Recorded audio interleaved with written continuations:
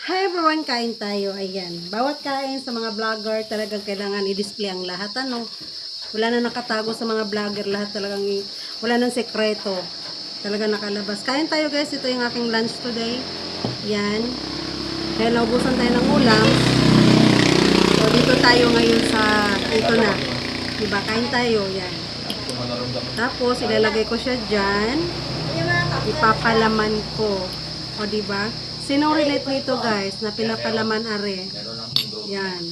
Oh, ang sarap. Yan, ang lambot pa ng tinapay. Oh, nabili ko kanina doon sa aking katabi ng aking barbecuehan. So kung naghahanap ka ng malambot na masarap, na maninamnam na tinapay, doon sa tabi ko. Yan. Endorser yun? Basta yun na yun. Sarap.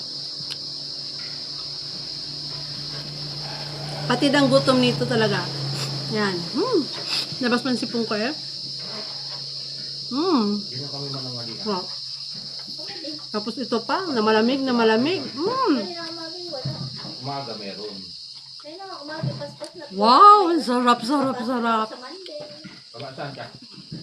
SDA, NC2. Kailangan mo kami ng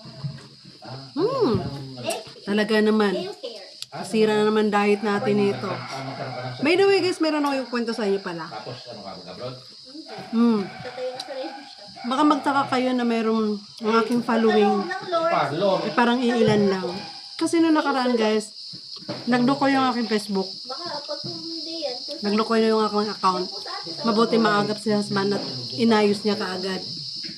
Kasi bigla siyang parang nag-lapse siya. Wala talaga, ninervous ako that time.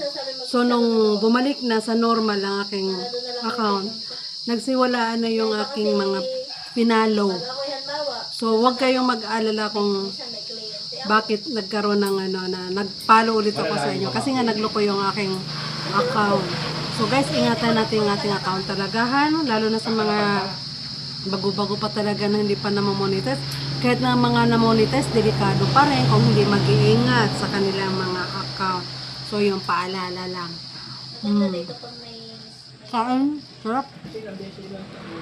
Thank you for watching guys. Yan. Tapos Wala naman pong parlor dyan ng kuko. Puro barbershop. Ang sarap.